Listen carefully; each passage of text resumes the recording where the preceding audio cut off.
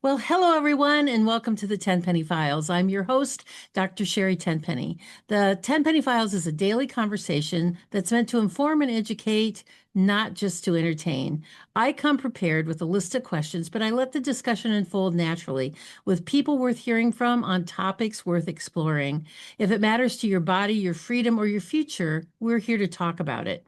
Each day, I have conversations with authors, documentary filmmakers, and independent thinkers whose work challenges mainstream messages. We cover a wide range of topics, so there's something here for everyone. We talk about politics and history, food, fitness and farming, vaccines and health, travel, pets and astronomy, and all kind. We even had an archaeologist on here the other day that was talking about biblical archaeology. It was just amazing. We have conversations every week with authors or pastors about their faith and biblical principles. My goal is to introduce you to topics that you had never heard of before, or maybe topics that you've always wanted to explore, but you didn't know where to begin. Let our guests show you the way. Join me daily, every day, Monday through Friday at 3 p.m. Eastern on the Tenpenny Files, as we hear from voices that have often been ignored, silenced, or censored, but truly have something important to say. Before we begin today's episode, I want to invite everyone to become a Tenpenny Prime member. A Tenpenny Prime member offers you a lot of benefits, and becoming a member really supports our show and all the work that we do. To find out more and hopefully join what we're doing, you can go to Prime membership at drtenpenny.com, Prime membership at drtenpenny.com. Learn more about it and hopefully click and join. And one last thing, I want to thank all of you who've become a regular listener of this show, The Tenpenny Files. We try to bring a whole bunch of variety to you to keep the interest up. And I'm sure that if you tag this, you'll be able to read it every day, or you'll be able to listen every day. You can listen on podcast platforms, or you can watch if you go to our new YouTube channel, which is the Tenpenny Files on YouTube. We'll see how long they let me up there this time. They took me down quite a bit in the past. And also, you can go to our website at drtenpenny.com. If you hover over the podcast tab, a drop down window, you will see where it says all podcasts. You can click on that and watch everything that we've been doing now since November of 2025. So we're really grateful for all of our regulars, and thank you so much to our new listeners. Now, with that, let's get started with today's conversation. Today, we're speaking to Nutrition First health advocate and second generation natural health educator, Ryan Richardson. Ryan, welcome to the Tenpenny Files. Thank you for joining me. I know your father well, so it's a pleasure to get to know you a little bit. Thank you, Doctor. This is such an honor to be here. My father has said so many good things about you, and I've met you a couple of times, but this is the first time that we get to sit down and really get to know one another. So I'm looking forward to it, and I feel incredibly honored to be here. Well, thanks for joining me. And I have a, off the cuff sort of question to start with. You put nutrition first in all of your protocols when you deal with clients. What is your opinion of the new food pyramid put out by HHS and RFK Jr.?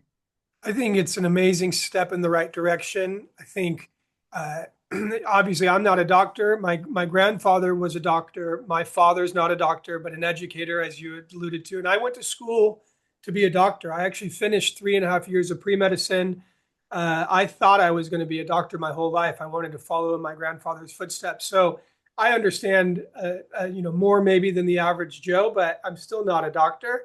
But I understand that our food pyramid was completely jacked up that entire time, and now we're finally starting to move in the right direction of what's actually healthy for the human body. And it's kind of funny because all of our grandparents' generations and every generation before them, they all knew the importance of real whole food and diet and taking care of your body. But for some reason, that's been lost in the last 50 to 100 years.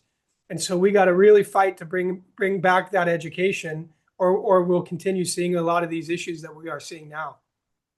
I love what Secretary Kennedy said when he released the new food pyramid, when he said that was one of his first objectives when he took on the role, and that the Biden administration was going to release something that was 60 pages long. And he started looking at it and he said, I got it down to less than 6 pages. He said, but seriously, I can boil it down to 3 words: eat real food. I loved that as well. And I love Mr. Kennedy. He is doing such an amazing job. And I think people will get down on him sometimes because it's not moving as fast as they want. But I have full faith that he has our best interests at heart. And it's hard to say that about somebody in the government, obviously. But he has been doing this and beating this drum for so long. And it really is as simple as that. Just eat real food. Let's get back to real food, not this ultra highly processed food that maybe it's good to feed millions of people, but it's not good for their health. Absolutely. You know, I just somebody I heard either I read this the other day or somebody said this to me when like what you alluded to that things aren't moving as quickly as we want because we've been in this battle for a long time and Yeah. so we see what needs to be done but and I've known Bobby for probably close to 20 years and so Wow. his the leopards don't change their spots. He believes in what we believe in. He's doing what he can do given the constraints that he's working under.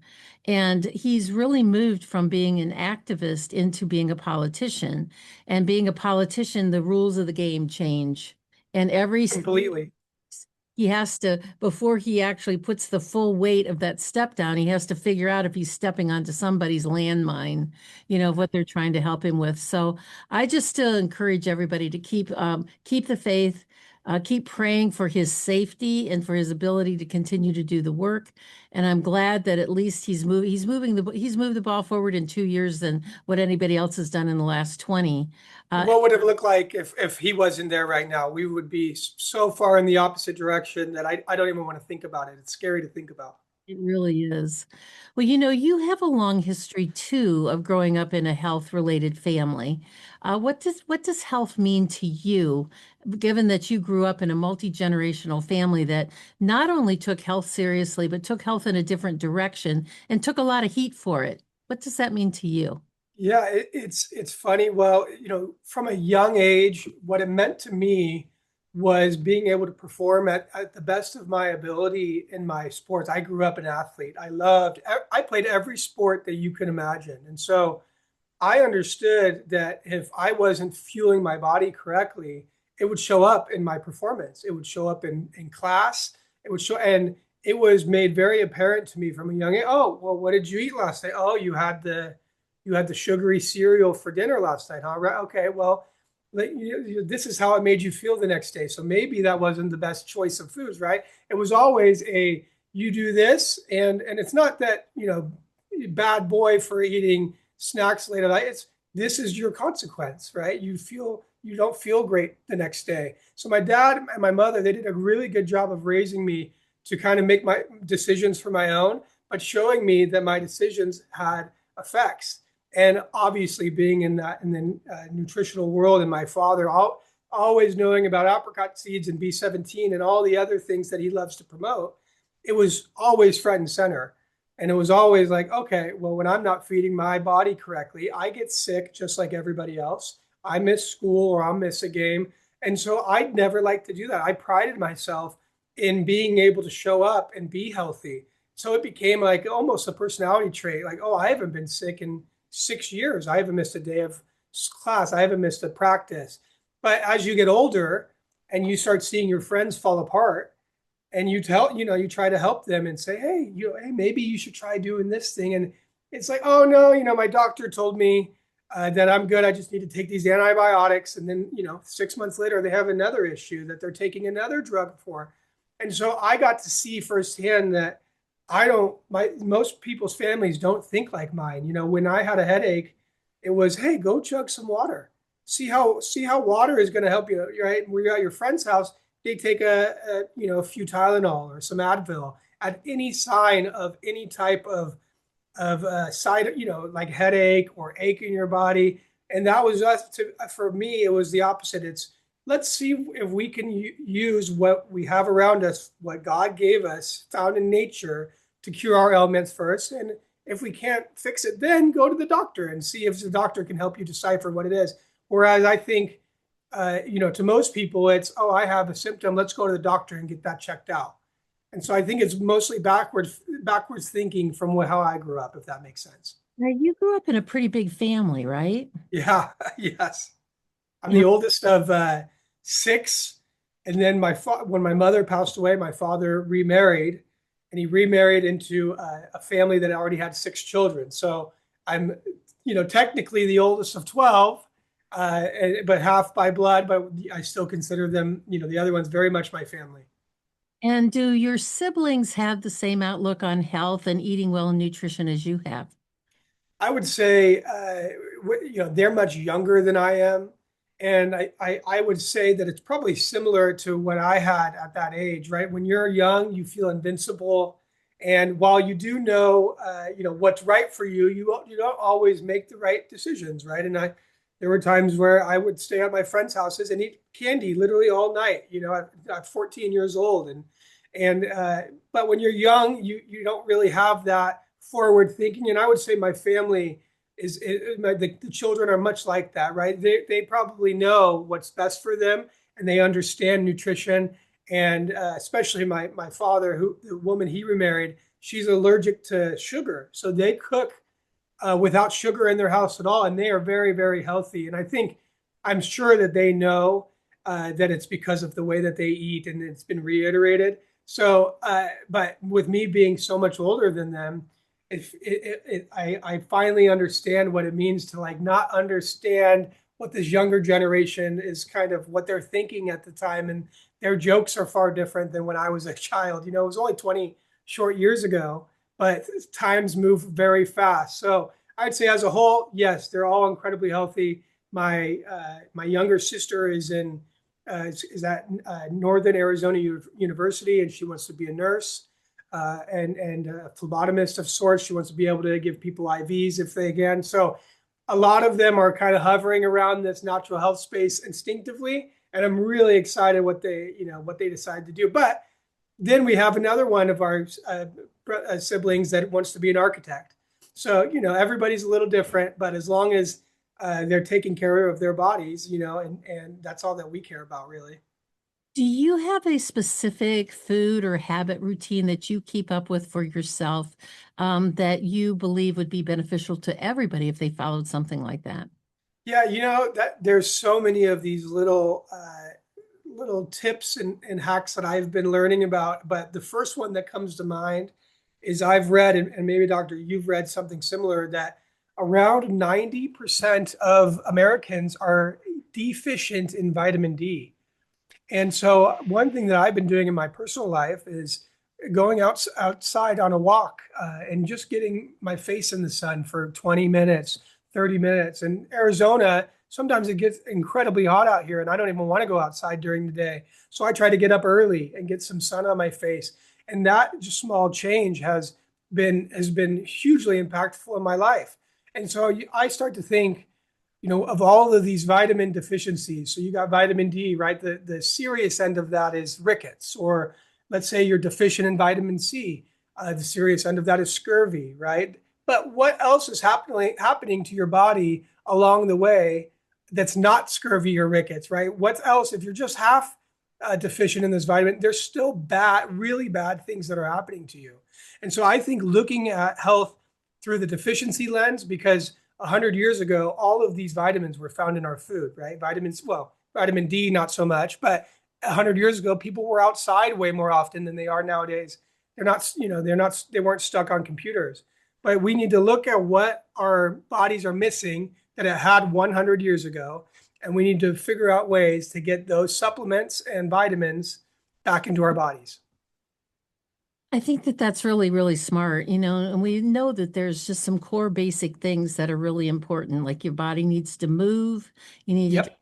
water, you need to get good sleep, you need to eat real food. You know, Yep. I've been reading a couple of additional books for some of the interviews that I've got coming up, and there's one book that I'm reading that's about fasting. How do you Yep. feel about that? Yeah, it's funny because I've never been a big breakfast eater. I allude to sports and stuff, and I used to force myself on mornings that I knew I had big games or football games and stuff like that. But around 12, 15 years ago, or 12 or 13 years ago, excuse me, I had a buddy who free fed his dog, and he just left his food out for his dog at any time of the day, and didn't matter when. And the dog was very incredibly active. They went on 2 hikes a day, and the dog only ate at like 4 p.m. and it had food year round. He goes, huh, for whatever reason, he doesn't seem to need breakfast that much.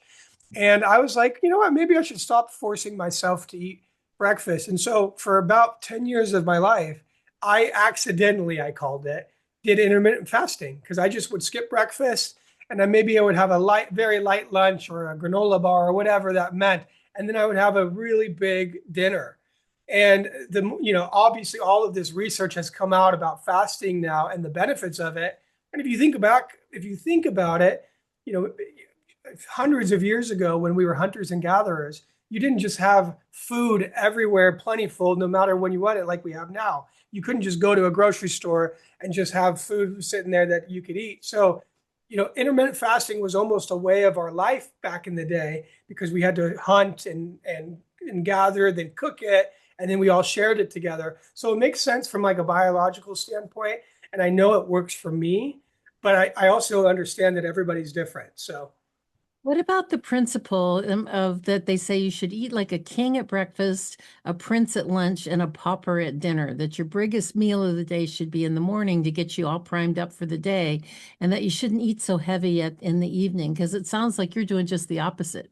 I'm doing the opposite, and I like as I said, it started just instinctively for me and what was feeling right for my body. And I've done the research on what quote unquote big breakfast pushed, about 80 or 70 years ago. I don't remember when it was when they started saying breakfast is the most important meal of the day because really nobody was eating breakfast because naturally it's probably, or at least not huge breakfasts, right?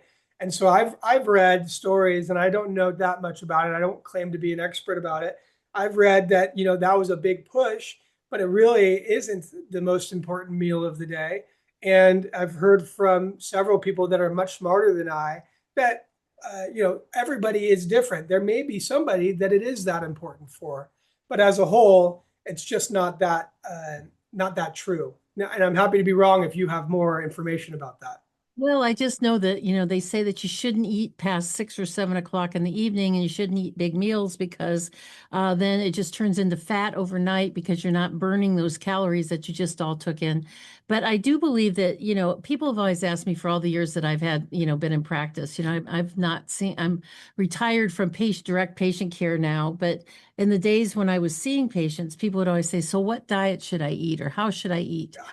And so I had at one point, this was quite a few years ago, I had a gal that was working for me, and I had her do a little project for me. I said, I want you to go out to the internet and go to Amazon. And this is before Amazon was as big as it is now. So just to put that in context, to go to Amazon, go to Barnes and Noble online, go to, any place where you can find books and look. And I said, I want you to make me a list of all the different books and all the different diets that are out there. And Ryan, she stopped at 1,200. Yeah, there's thousands, right? Tens of thousands has to be.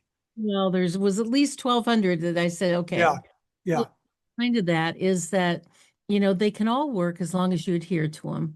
And you have to find the ones that kind of works the best for you.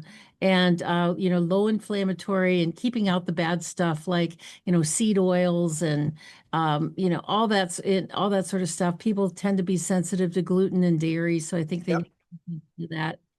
So what does your practice kind of look like, Ryan? What do you do? What's a day in a life with Ryan look like? Well, I do love that how you just pointed out how there's all of these different things and any of them can work because I've always said that to my friends. It's like you have to it's the one that works is what you're going to be consistent with, really, right? And when you start getting consistent, whether that be exercising too, get consistent exercise, or maybe that means you start giving yourself consistent sleep. Anytime you do something consistently, good things will happen. And so I have that same attitude towards people will be like, Ryan, what's the best way to take B17? You have the apricot seeds, you have the supplements, you have the seed meal. And I always say the same thing, whatever you're going to be the most consistent with.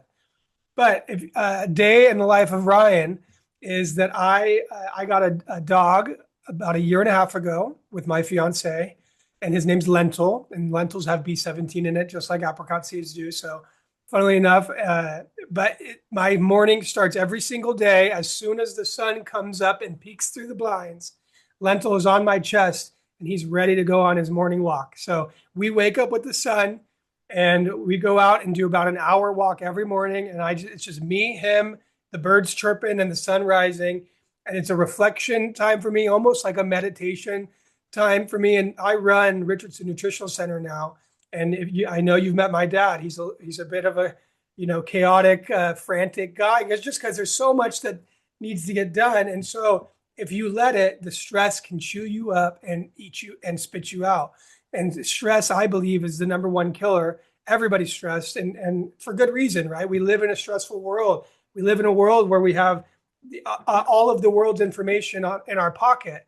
It's a little crazy. So you have to be very intentional about your reflection time, your de-stress time, and make sure you're loving yourself enough to say, hey, this is my time in the morning, whatever it is, a half hour, and I'm going to spend it, decompressing, spending time with God, whatever that looks like to you. Starts like that, then I take my shower, get into the office. We start our day, our morning, every morning, our RNC day with a prayer meeting. So if anybody has anything that they want to pray about, obviously after that, we do a little bit of business, maybe 5-10 minutes. If anybody in the company needs a little help, then we move on to our day. And what that day usually looks like is just running the day-to-day operations, making sure stuff is in stock, making sure our content that's getting out there and our customer service, are people getting questions asked. But I've just started recently, and January was the first time I was on a podcast. I never wanted to be the podcast guy or get out there. I don't really like the attention, but I realized this is nothing to do with attention, and this is nothing to do about me. I'm here to be a mouthpiece for the story and hopefully help somebody else. And so my father's gone out. He tells everybody about my grandpa and what this amazing vitamin can do for you if maybe you're dealing with some afflictions or some ailments. And I realize that we're doing a huge disservice to people because we're not getting out there and educating people that are already healthy. And my grandfather was very famous for saying, well, he didn't coin this, but he would say it a lot: an ounce of prevention is worth a pound of cure. And he would much rather that he never sees any of these patients come across him at all. And instead, he got ahead of it 5 years prior to them seeing him and said, hey, get these nutrients into your body, and you're not going to have to worry about these nasty metabolic deficiency diseases. And so that was kind of my calling. I said, you know what? I'm going to get out there. I'm a healthy guy. I'm young. I have friends that are young and feel bulletproof. And I need to make sure that I'm educating them, because I don't want to have anybody coming to me and saying, you know what, Ryan, why didn't you're my good friend, and you couldn't sit me down and shake me and say, hey, you're missing this. You didn't care about me. And I don't want anybody to ever be able to say that, because I care about everybody, even the people I've never met yet. And I know that everybody, doesn't matter what you believe in, who you pray to, who you voted for, we all deserve to be healthy. Yeah, that's very, very true.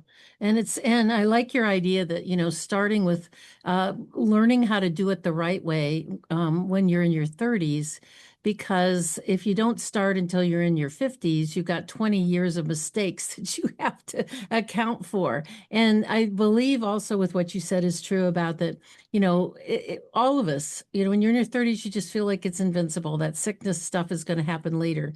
But we're seeing cancers and hypertension and morbid obesity come at a younger and younger age. That's really, really important to take on that mission to really, really help the young millennials and even the Gen Gs, or the Generation Zs, because they have a lot of issues with what they think the future is going to look like. And if we can start with helping them with their health, I think that that's really amazing. I think so too. And I think we can fight back, and it's going to start with education though, and making sure. And that's an RFK. He keeps saying that to RFK Jr. He goes, we've lost an art in America where we used to all cook. Everybody cooked. When I grew up, we were cooking as a family. but it's a lost art now. I'm guilty of it too, right? It's so convenient to go grab something on the way home. But in losing cooking, we've also lost the nutrition aspect about it. We stopped thinking about what's going into our dishes. And so he's even thinking about, well, we're going to have to get people to go around the country and start retraining people how to cook. And cooking is almost a spiritual thing, right? It's all stuff that came from that God provided us, and then you're doing it with your family, and then you're all saying grace, and you're spending time. And that's another thing that I think people don't talk about enough is the social aspect. With what happened with COVID, they locked us up and they got us on Zoom calls, and now it's a bit more of a normal part of life. But there are a lot of people that have been left behind socially because of that, and because people are afraid now, and they're afraid of germs, and it's really broken people. We are social creatures. We're meant to be talking to each other. We're meant to fraternize and share stories, and hey, what's working for you guys? And my kid has this or what. That's what we're meant to be doing, and that's how we've always been as a species. And if we don't get back to that, we're going to continue to see these really bad mental health issues. And back to your point with our youth that are sicker than ever, it's not because our youth are lazy. It's not because they want to be sick or their parents don't care about their health. It's not that at all. It's our food system that's been poisoning them. Absolutely. Absolutely. It's so true. I've said for most of my adult life that one of the ruinations of the American family was the dishwasher. Because I That makes was growing up, that we would stand around and mom would wash the dishes and I'd dry the dishes and put them away. And it was during that time, it was like the one-on-one time with my mother to talk about, what was happening with the mean girls at school or yeah, happening with, your social life or this boyfriend you thought was kind of cute or yeah. whatever. And now we don't do that anymore. And I think that technology really was invasive into the family structure. And that's a thing that people don't really talk about either. Yeah, you're 100% right, and I'm even seeing that a lot of schools now are banning phones during the day. And I saw Richie, it's like a month later that these articles are written. And so everybody talks about the kids. They're pissed the first 2 weeks. They're like, they can't imagine life without their phones. And then a month later, you look in the cafeteria, they're all talking. They're all hanging out. They're throwing paper balls at each other. They're being kids again. And now they can't even imagine bringing their phone to school anymore. How beautiful is that? And I think more schools need to adopt that, and more families need to say, you know what? You can use the phone, from 2 to 3, but the rest of the time it's family, whatever it is, right? I've always been a proponent of really anything in moderation, right? If you're going to go take your kids for a pizza night, okay, do that once a month, right? Go to pizza, but just do it in moderation. And the same with the phone, or same with technology. Let's make sure that we're moderating everything. Otherwise, you get too far out of whack into one thing, and it ruins all these other areas in your life. Absolutely. And that's a really good thought. Hold that thought right there, Ryan. It's a good place for us to take a short break to hear from our sponsors for AmericaOutloud.news. America Out Loud Radio plays the 10 Penny Files on the iHeartRadio network daily at 3 p.m. Eastern, Monday through Friday. You can also listen anywhere in the world by going to AmericaOutloud.news and logging into their media player. And if you've missed any of the great conversations that we've had, and boy, we've had a lot of them, you can find the 10 Penny Files on Spotify, Pandora, Apple, TuneIn, iTunes, iHeart Virtual Studio, and all of my platforms, which are on X, Rumble, Instagram, and now on YouTube. We have a YouTube channel up there where we're putting all these videos, and we'll see how long YouTube lets me up there, because anytime it's been associated with my name, it always gets nixed. So please go out and join the channel, find it, the 10 Penny Files, like it, and help us to build it so maybe YouTube will leave us alone. So so so we've got a great message coming up from a couple of our sponsors. Please follow them closely. If you're going to buy one of these products, please buy them from one of our sponsors, because it keeps America Out Loud, AmericaOutloud.news going, and is important for us. We will be right back with more with a nutrition first health advocate and second generation natural health educator, Ryan Richardson. We will be right back. Zeolite is a detox spray. We work specifically with a company called Touchstone Essentials. They are an incredible company. We've been working with them now for several years. And zeolite is a mineral that goes through your body like a one-way basket. It will clean out heavy metals such as arsenic and mercury, aluminum, cadmium, and it hooks onto those metals from a one-way perspective. So once it's bound, it goes out through your urine or your stools and doesn't get redeposited in other places. Everybody needs to have a detox product in their life, and this one is so easy to use and it's so safe. You can take it when you're pregnant, you can take it when you're nursing, you can give it to little children, you can even give it to infants, and quite frankly, I give it to my dog. I actually put a little bit of the zeolite in his water because until we all stop living in a toxic world, we all need to get some of those extra toxicities out, the heavy metals, the persistent organic pollutants, the things that are floating through the air, the different things that we come in touch with in our environment. And we are a big fan of zeolite from Touchstone Essentials. We've been a big fan of their products for several years. Go to drtenpenny.com/detox to get your first bottle of zeolite spray for $50 off. Well, only when the government bows to the people will America become great again. This is Malcolm Out Loud here. Join me in pushing back against censorship, my fellow Americans. Right at the top of AmericaOutloud.news are the words: many voices, one freedom, united in the First Amendment.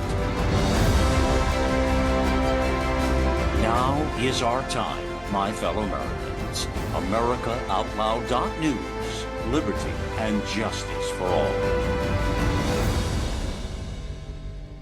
Well, welcome back, everyone. Let me tell you a little bit today about the conversation we're having with second generation, actually third generation, because it's actually started with his grandfather, health educator Ryan Richardson.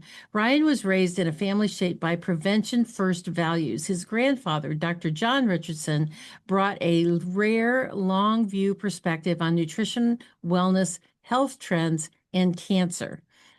With studies in biochemistry and hands-on experience across sourcing, manufacturing, quality standards, Ryan bridges ancestral nutritional wisdom with modern responsibility and transparency, offering thoughtful conversations on family health, prevention, and long-term wellness.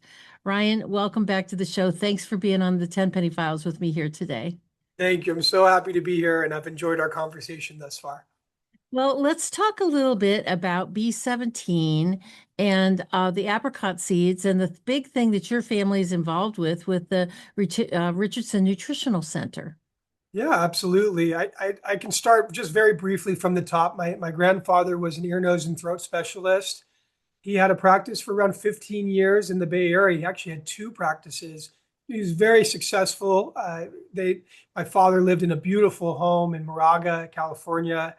And just like any other doctor, he was going about his life. And 15 years in, he would get some maybe 10, 15, 20% of his patients would come in, and in their ear, nose, or throat, they would have some sort of cancer. And so he did what any doctor did at that time, and you send it to the local radiation specialist or surgery or chemo specialist. And this story actually starts with a family cat who had 14 years old. His name was Spooky, and it had tumors all over its body. And so he took it to the vet, my grandfather did, and they said it's going to be about $2,500.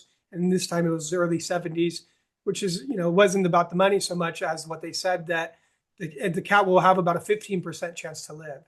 And so he goes, okay, wow, how barbaric. I'm going to spend all this money so that poor Spooky can get chopped up and then maybe still die. And so he was a researcher. He had remembered reading in the newspaper about this doctor named Dr. Krebs from the Bay Area that was doing some research on something called Laetrile, aka B17, aka amygdalin, and lab mice.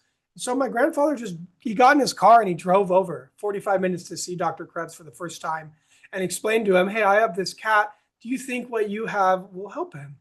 And he said, put this in the food. They hung out for like 2 or 3 hours and they just nerded out over their doctor's stuff and, asking all these questions. And he said, put this in Spooky's food every night for 4 weeks, and then let's see what happens.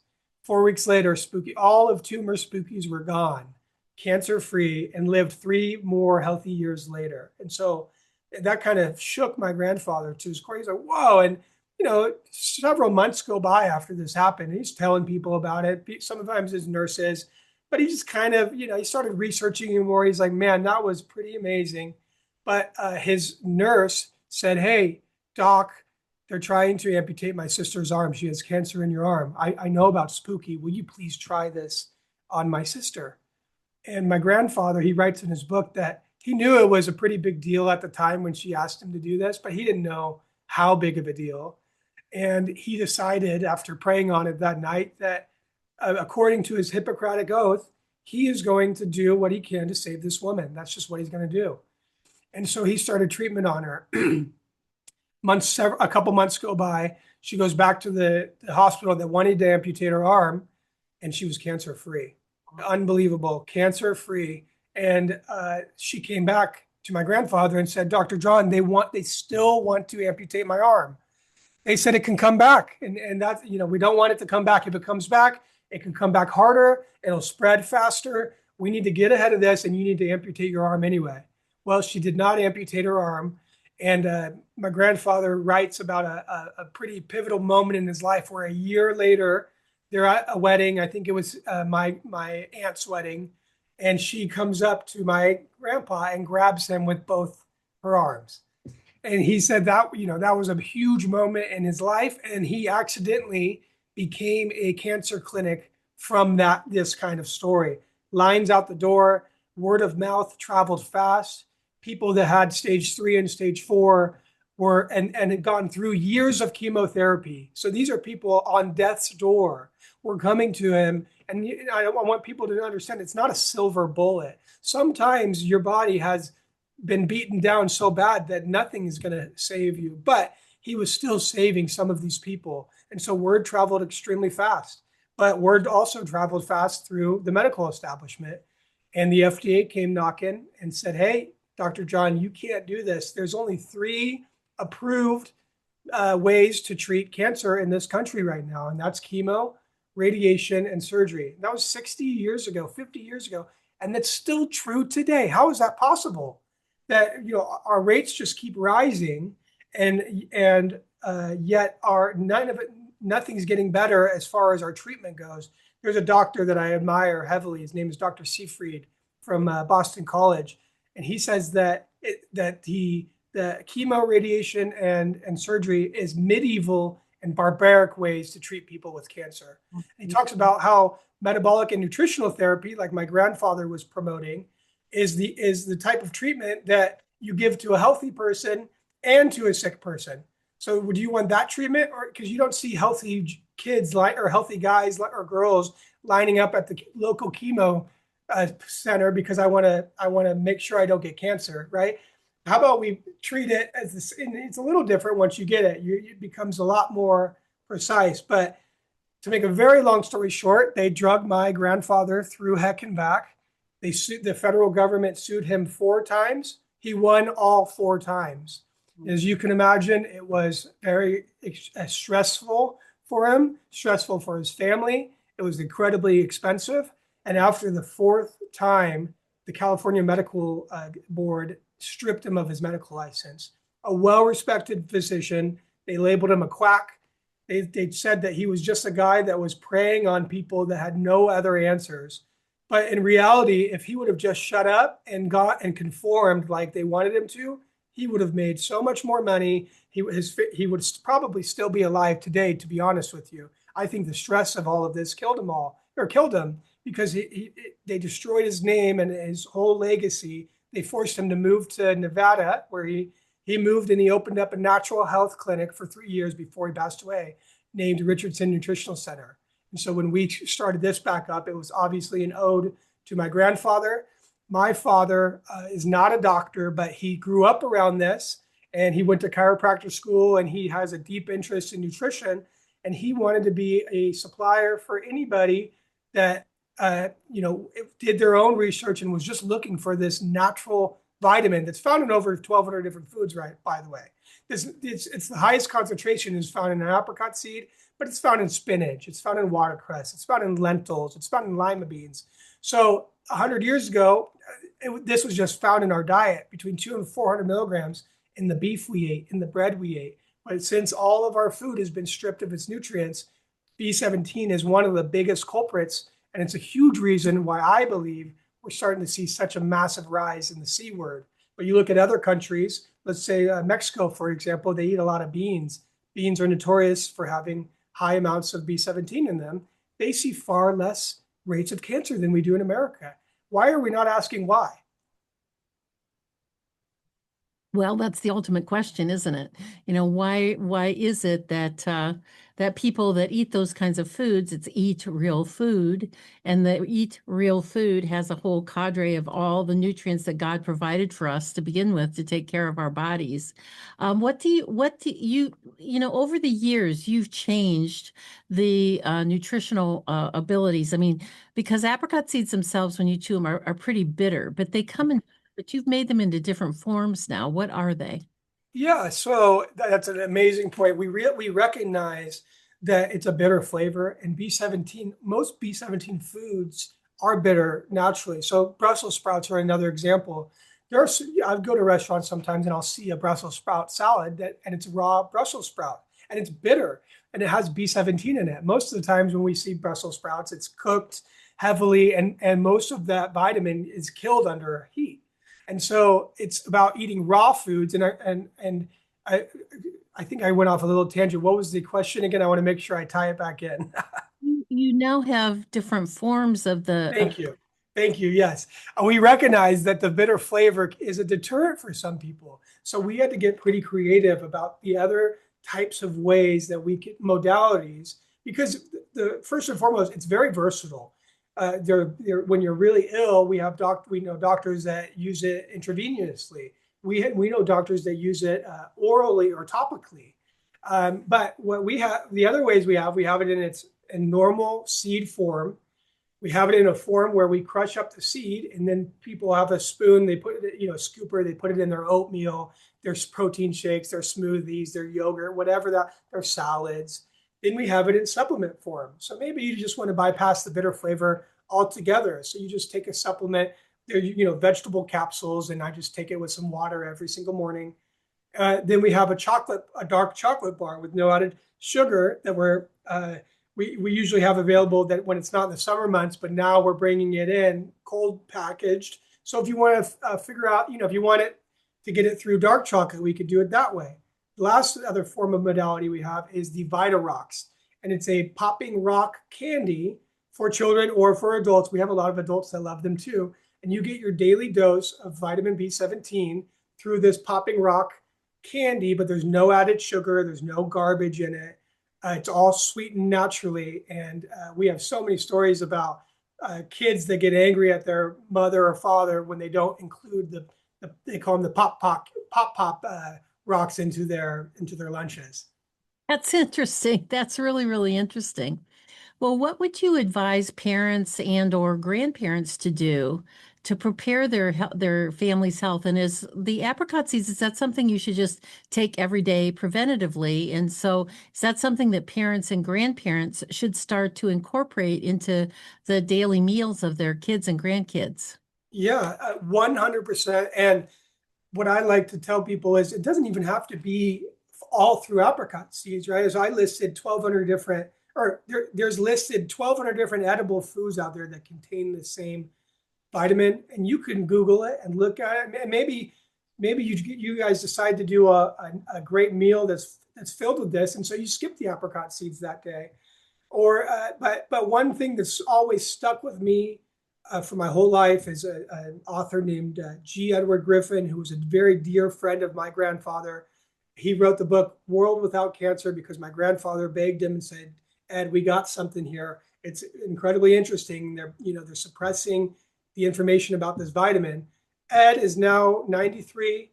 I've known him my entire life. And when I was young, he told me that ever since he learned about apricot seeds, which was in early 1970s now, and anybody he's talked to, anybody close to him, friends or family that have semi-regularly eaten apricot seeds, so semi-regular, not even every day, he told me he's never seen anybody get cancer.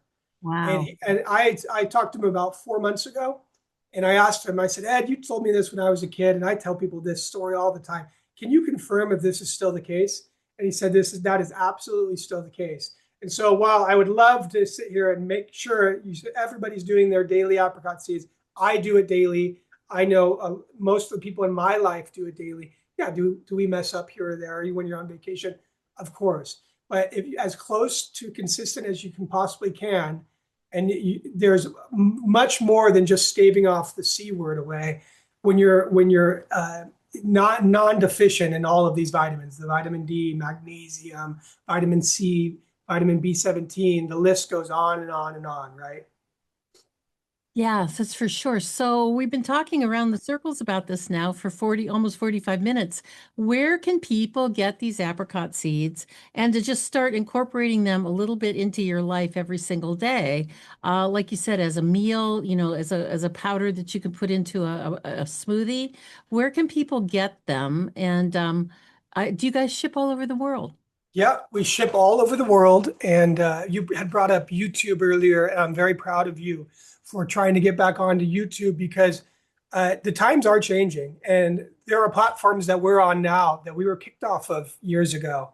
And our consistency in continuing to try and push the envelope has opened us so many doors for us. And I think you'll do amazing on YouTube. But we ship all over the world. You can go to our website at www.rncstore.com/DRT.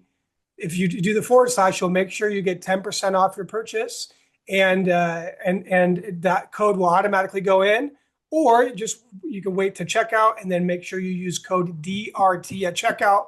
Go check out what we have on our website. If you have any questions, our customer service is amazing. I know we talked about a lot here, but if you're just trying to figure out, hey, I just want to get started, we have a 30-day supply pack of apricot seeds on our website. Very inexpensive. It's a good place to get your foot in the door and just see, hey, is this for me? Is this something I should try? Let me try 30 days and see how I feel afterwards. So I would go to our website and order from there. Well, it makes sense to be doing this preventively because it's just something simple to do every single day. But if you already have cancer, what would you advise people about the apricot seeds now?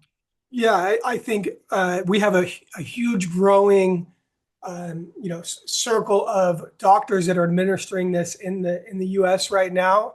And so our first thing would be to, help point you in the right direction to speak to a medical professional. At RNC, we are just a supplier. I can speak to experiences I've had, but obviously I'm not a doctor, so I don't do any treatments. I focus more on when you are preventative, and this is how much you take to stave off all those things. But when you do have something, it's not the end of the world, right? It's not a fast killer. Now, sometimes there's emergencies and stuff, but typically when you get diagnosed, you have time. You have time to think about your options. So I encourage everybody to do their own research, go over your own options, all your options, find a doctor that is willing to be patient with you and answer your questions, because a lot of times they're going on to the next patient or whatever. So if it becomes real and you get diagnosed, the first thing to do is to take a good hard look at your diet and your life and go speak to a medical professional that you trust. That's what I would say. We have resources here. If you ever need resources, you can reach out to us at rncstore.com. We can help point you in the right direction depending on where you're at. We also have a website called www.b17works.com. And that's kind of a funnel to where if you're, hey, I have this affliction and I really don't know where to turn and I need somebody to help point me in the right direction, one of our customer service agents will reach out to you and make sure you get the information that you're looking for. Yeah, that's really, really great. That's really good. And be sure you use that affiliate code DRT for you get your 10% off.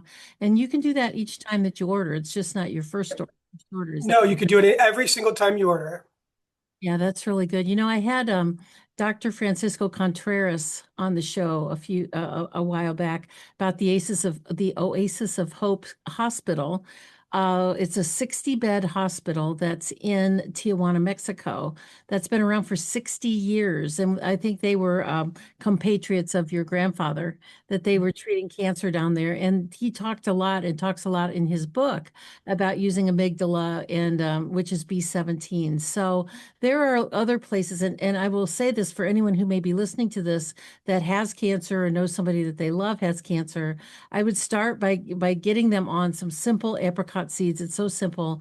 And clean up your diet. Get rid of seed oils. Get rid of all the junk in your cupboards. Don't donate it to a food bank. Throw it away. If you're not supposed to be eating it, don't be giving it to other people either. So do that. And you can go to Oasis of Hope, and it's oasisofhope.com, and you can call them. They offer a free consultation for you, and we'll find out if you're a good fit. And I know that you've got other resources on your website too, Ryan, where you can help get people contacted with integrative practitioners, because when people hear the word cancer, they suddenly get all scared. And the conversation that I had with Dr. Contreras was saying that, you can live with cancer. Treatment will make you think that you only live if you get rid of the tumor, which isn't necessarily true. Sometimes you put it into a place of remission, and you choke off the blood supply, and you put like the B17 in there, which kills it at the mitochondrial level, and then it's just sitting there and it's not doing anything, and you go on and live your life. And so That's such an amazing point. And Dr. Contreras is a family friend, and Dr. Contreras still has my grandfather's desk in his office in Tijuana. And they would send people back and forth to each other. They're like, "Oh, you're in this area? Go see Dr. Contreras. Oh, you're in the Bay Area? Go see Dr. John Richardson." They were those kind of friends. And my grandfather was sourcing some of the IVs from them at the time, because you couldn't even make it in America. The rules have changed, but that's such an amazing point that Dr. Contreras says. It's you can live with it. And do you want to live with it, fighting it, and your hair's falling out, and you lose 40 pounds of weight, and your family can't even hardly recognize you?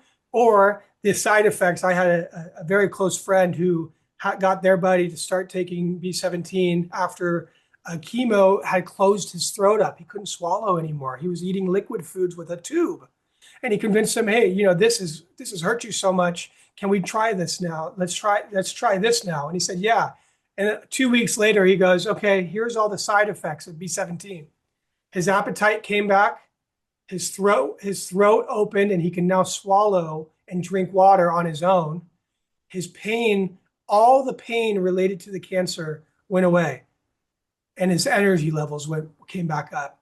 If that are the side effects of B17, count me in, right? Let's try it. Or at the very least, if you're going to go the orthodox medicine route, which if you have gone over all your options and you're most comfortable with that, then that is your decision. But do it alongside it. It's very inexpensive. Do it alongside it. So. Time for today. So we've got just one more time. Just quickly say your website, because we're up to a hard stop here. So what's your website where they can find you? Come to www.rncstore.com/DRT. Come visit us at rncstore.com/DRT. Well, thank you so much for shedding so much information to us about health, nutrition, fighting off cancer naturally, and restoring your health. And so I want to thank everybody. So thank you so much, Ryan, for being with us today. Thank everybody who's listened to us today and in the future. Thank you if you're listening in the future. We will see you here tomorrow or the next time on the Tenpenny Files. Have a great rest of your day, everybody. Goodbye and God bless.